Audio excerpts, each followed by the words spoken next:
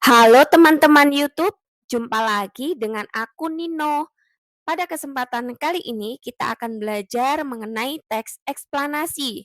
Namun teman-teman sekalian, agar channel ini selalu berkembang, maka teman-teman jangan lupa ya, klik tombol like, komen, subscribe, dan share ke media sosial kalian.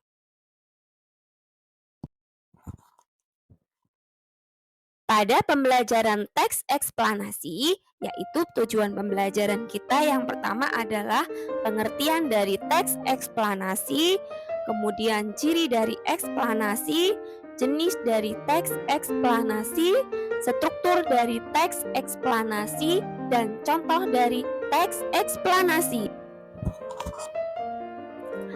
Teks eksplanasi menurut Kosasih E 2016 halaman 178 merupakan teks yang memaparkan tentang terjadinya suatu fenomena alam, sosial, budaya, dan ilmu pengetahuan yang bersifat informatif dan faktual.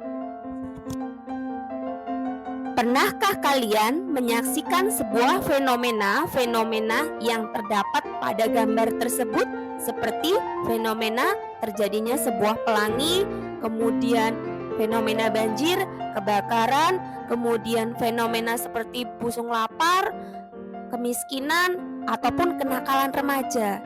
Jika kalian telah menyaksikan, maka kalian secara tidak langsung mengetahui contoh dari teks eksplanasi. Pada dasarnya, ciri teks eksplanasi yang pertama adalah informasi yang dimuat berdasarkan fakta atau faktual. Hal yang dibahas yaitu suatu fenomena yang bersifat keilmuan atau berhubungan dengan ilmu pengetahuan. Sifatnya informatif dan tidak berusaha mempengaruhi peserta untuk para pembacanya terhadap hal yang dibahas.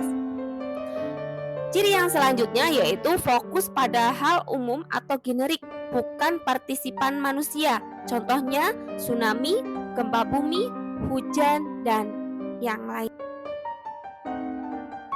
Pada tahapan selanjutnya yaitu mengenai jenis teks eksplanasi. Jenis teks eksplanasi ada dua.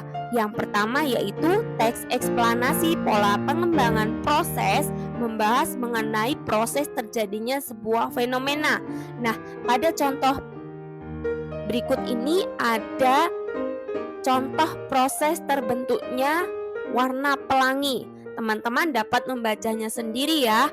Kemudian jenis yang kedua yaitu adalah teks eksplanasi pola pengembangan sebab akibat. Pada pola pengembangan sebab akibat yaitu bisa berpola akibat sebab, dan contohnya pun sudah terdapat pada teks berikut. Teman-teman dapat membacanya ya. Struktur teks eksplanasi yang pertama yaitu pernyataan umum atau identifikasi.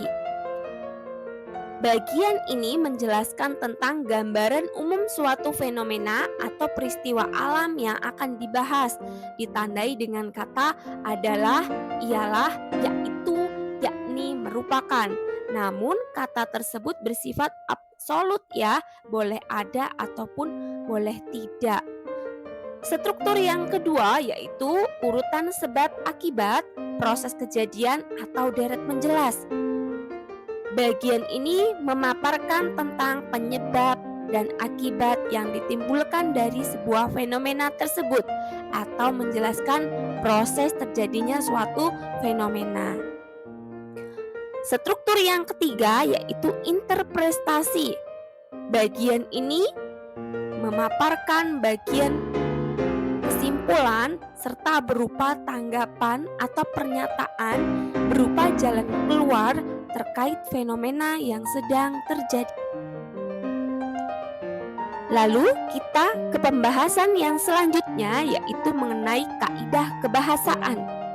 Kaidah kebahasaan yang pertama yaitu menggunakan konjungsi kausalitas. Nama lain dari konjungsi kausalitas yaitu konjungsi sebab akibat. Contohnya karena, akibat, oleh sebab itu, oleh karena itu. Lalu ada konjungsi kronologis atau konjungsi urutan waktu. Kemudian ada pronomina petunjuk, kemudian ada kata teknis. Teman-teman dapat membacanya lebih lanjut ya. Nah, sekarang silahkan kalian simak contoh dari teks eksplanasi pelangi.